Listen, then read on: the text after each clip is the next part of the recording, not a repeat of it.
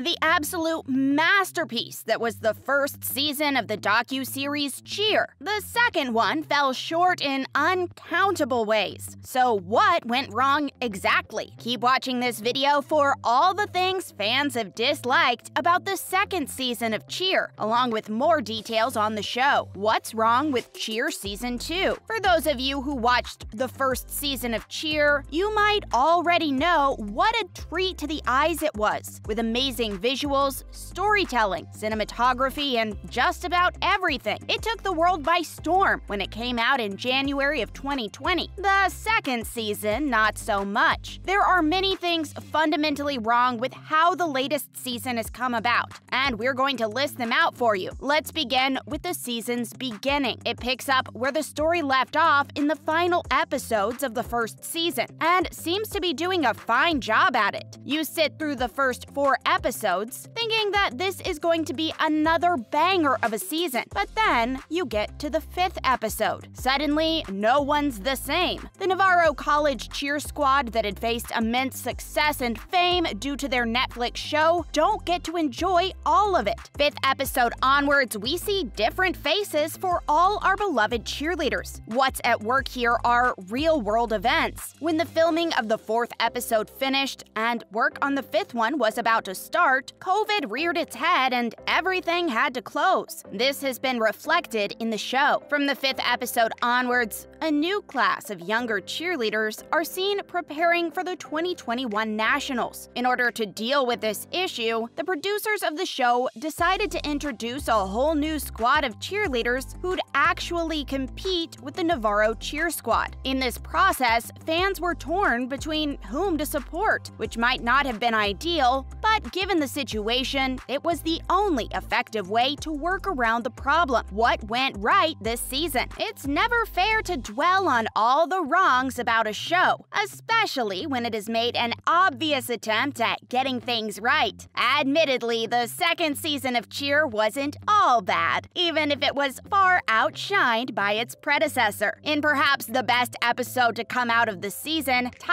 entitled Jerry, we see an absolutely gut-wrenching display of some of the things that have happened with one of the characters. If you've seen the first season, you might be familiar with Jerry Harris, and also some other things about him. He was the breakout star from the first season, a joyous figure who had everyone convinced would be the next big thing in the industry. But things took an entirely different and painful turn. In September of 2020, Jerry was arrested for alleged production of child pornography. Later on, more teens stepped forward and alleged solicitation of explicit pictures from minors. Jerry has pleaded not guilty on all charges, and the show deals with this on this episode. Most of the episode was devoted to the victims, and thankfully, twins who were 13 when they met Jerry detailed their interaction with him, and also how intimidated they were by the thought of revealing their stories. It's one disturbing episode, both because of how sensitive the nature of the allegations is, and the entire episode hints at the problems faced by victims in simply trying to garner support. Had the episode shown more light on the possibility of this being an institutional problem, it would have had tenfold more impact. This is because it wasn't just Jerry who's been arrested in charges like this, but other cheer characters as well. How have the fans reacted to the second season?